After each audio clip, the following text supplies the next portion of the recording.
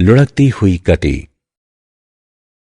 पिंड की घूर्णनकारी गति के साथ संयुक्त एक सतह से एक पिंड की गति इस प्रकार की सतह के साथ संपर्क में पिंड पर बिंदु तात्कालिक रूप से विरामावस्था में हो।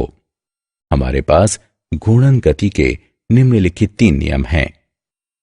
एक पिंड नियत कोणीय वेग से एक अक्ष के परितः लगातार तब तक घूमता रहता है जब तक कि इस पर कुछ बल आघूर्ण आरोपित नहीं होता।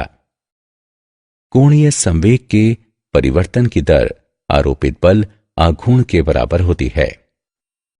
एक पिंड पर कार्यरत प्रत्येक बल आघूर्ण के लिए किसी अन्य पिंड पर कार्यरत बराबर और विपरीत बल आघूर्ण होता है। घूर्णन गतिज ऊर्जा।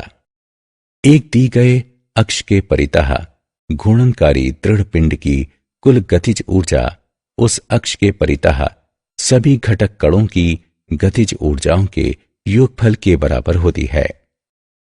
घूर्णन गतिज ऊर्जा बराबर 1/2 m1 r1 वर्ग ओमेगा वर्ग प्लस 1/2 m2 r2 वर्ग ओमेगा वर्ग प्लस इसी प्रकार 1/2 mn rn वर्ग ओमेगा वर्ग तक।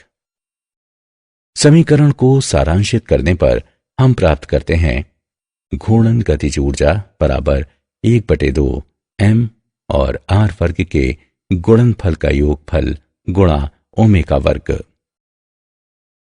लेकिन हम जानते हैं कि mr वर्ग का योगफल दी गई अक्ष के परितः दृढ़ पिंड के जड़त्व आघूर्ण के बराबर होता है। इसलिए घूर्णन गतिज ऊर्जा बराबर 1/2 I ओमेगा वर्ग।